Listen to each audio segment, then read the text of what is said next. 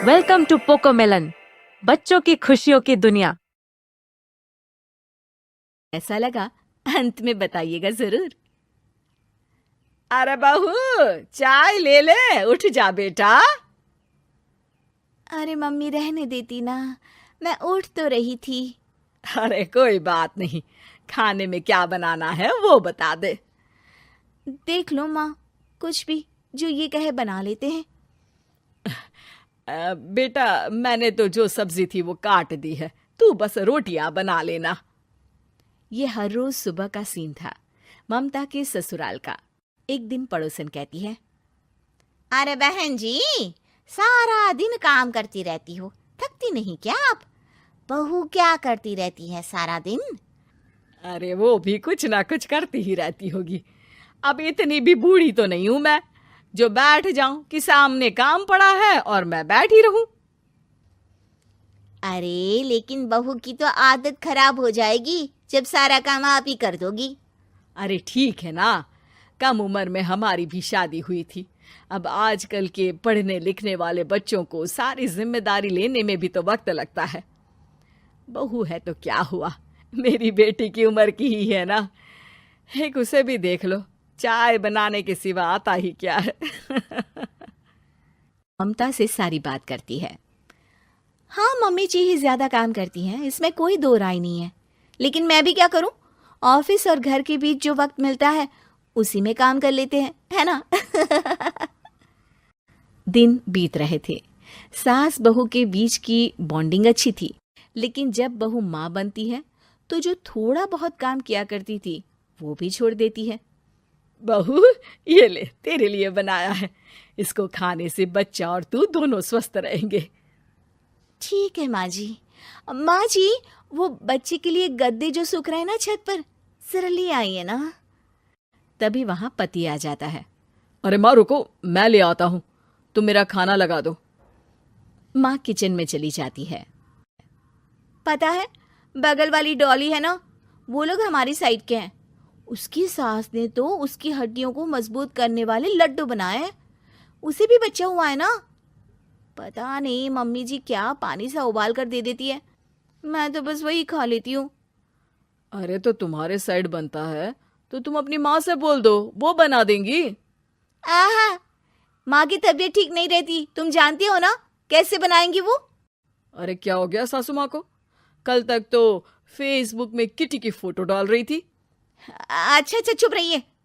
डॉली की सास ने मनाया है, तुम लोगों का भी तो फर्ज बनता है। तभी वहां सास आ जाती है।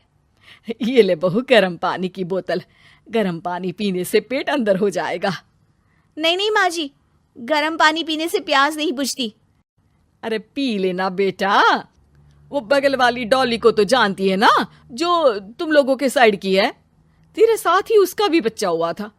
बेचारे का कोई ख्याल रखने वाला नहीं, सारा काम करती है और रात में बस एक लड्डू खाकर सो जाती है। पेट तो लटक ही गया है और बच्चा तो कितना कमजोर सा है उसका।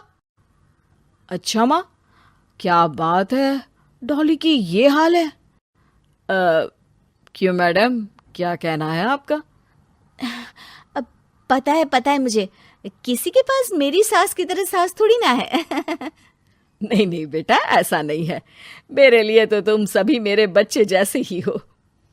ममता को समझ में नहीं आता कि वो सास में कैसे कोई बुराई निकाले, क्योंकि हर कोई उससे उसकी सास की तारीफ ही किया करता था। एक रोज ममता के घर उसकी ननद आती है। अरे भाभी, मुन्नी को तो 6 महीने हो गए, आप अभी भी बेड पर हो? आ गई है आप? कैसी हैं बुआ? बच्चा होने के 6 महीने बाद आई हैं आप? भाभी, अमेरिका दूर है ना, तो वक्त लग जाता है। अब इनकी छुट्टी अभी थी तो सभी आ गए। वैसे माँ कहाँ है?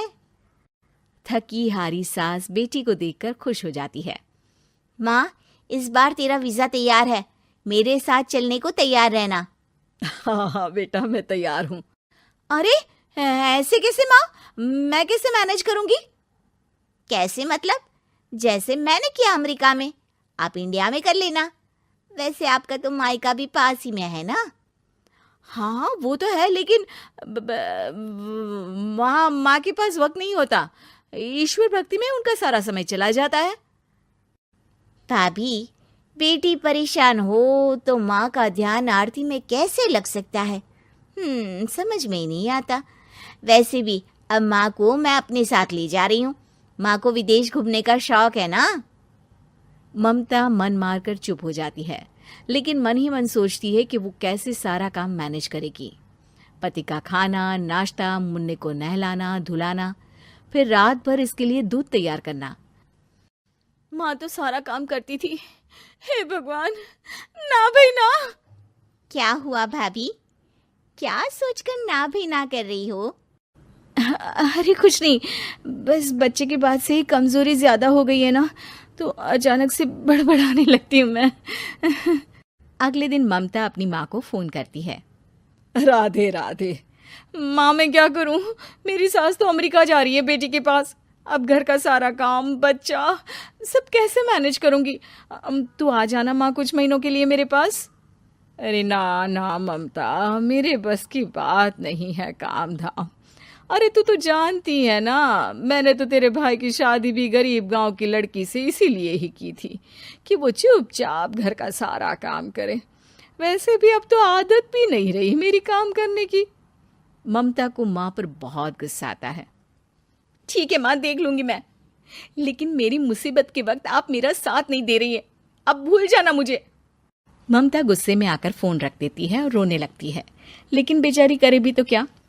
अब सास और ननद दोनों घर का काम करते, नेहा आराम करती, लेकिन अब आराम में भी उसे चिंता रहती। और फिर वो दिन भी आ जाता है जब ननद का जाने का वक्त आ जाता है। भाभी, मैं जा रही हूँ, अपना और मुन्ने का ख्याल रखना। ममता सास को देखती है और गले लगकर रोने लगती है। माँ, जल्दी आ जाना। सास मुस्कुराकर कहती है, कहाँ से ममता? मैं कहीं नहीं जा रही। मैंने देखा कि मेरे जाने की बात से ही तू परेशान हो गई थी, इसीलिए मैंने अपना जाना कैंसिल कर दिया है। तू चिंता ना कर, मैं तेरे साथ ही रहूंगी। ममता को अपनी माँ की बात याद आती है कि कैसे उसके कहने पर भी ममता की परेशानी को समझने की बजाय उसने मना कर दिया, जबकि सास ने बिना कुछ कहे बहू की समस्या पढ़ ली। हाँ माँ, हम सब साथ चलेंगे बाद में दीदी के घर अमेरिका। आज से आप रानी बनकर रहना और मुन्ने को देखना। मैं समझ चुकी हूँ कि मेरा फर्ज क्या है। बाय बाय बच्चों, मिलते हैं अगले वीडियो में।